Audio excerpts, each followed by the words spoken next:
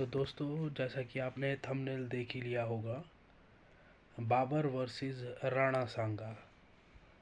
History को पढ़ना चाहिए, हिस्ट्री से कुछ सीखना चाहिए। बट आप कहीं ना कहीं दो कम्युनिटीज़ की अगर लड़ाई करोगे, हिंदू मुस्लिम करोगे, तो फिर उस हिस्ट्री का फ़ायदा क्या है। हिस्ट्री हमें बहुत कुछ सिखाती है।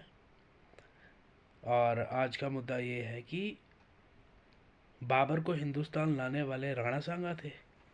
ऐसा होता था, जब पुराने समय युद्ध नीतियाँ चलती थी तो राजा हर संभव प्रयास यही करता था कि युद्ध ना हो, क्योंकि युद्ध होगा तो दोनों तरफ की जनता मारी जाएगी, निर्दोष लोगों का खून बहेगा। ठीक है। बट इसका मतलब कतई ये भी नहीं है कि राणा सांगा जी ने युद्ध नहीं किया। बहुत ही महान वो योद्धा रहे हैं। एक आंख नहीं थी, एक हाथ कट गया था, एक पैर से लंगड़े थे, शरीर पर 80 घाव थे।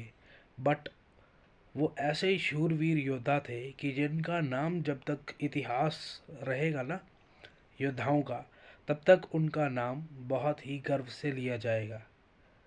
और रही बात बाबर की, तो मुग़ल आक्रांता जो आते थे वो लूट मार करने के लिए आते थे, और हमारे जो राजा थे वो अपनी प्रजा के हित के लिए युद्ध करते थे, ना कि मुगलों को न्योता देते थे कि आप आओ हमारी जनता को मारो। ये सीधी और सरल बात है। और राणा सांगा जी ने अपने पूरे जीवन में बहुत लड़ाइयाँ लड़ी हैं। बहुत महान योद्धा थे। 8 साढ़े 8 फीट लगभग लंबे थे वो।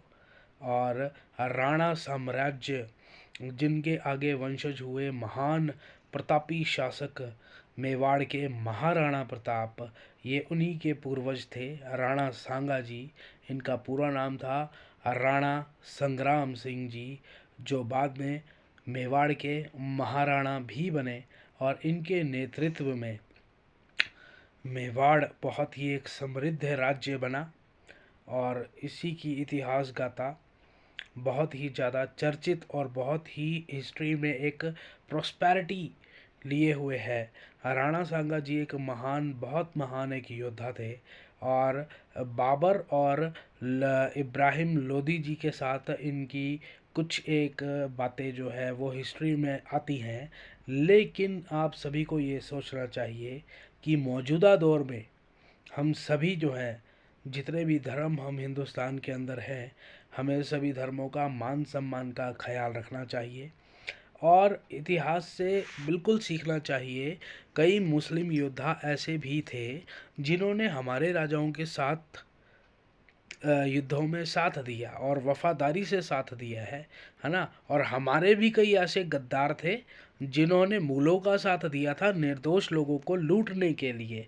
तो दोस्तों, आपको किसी धर्म का या किसी जाति विशेष का साथ नहीं देना है।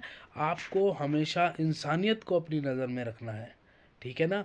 असली योद्धा वही जो इंसानियत के लिए लड़े, जो निर्दोष लोगों के हितों के लिए लड़े, उनकी रक्षा के लिए लड़े।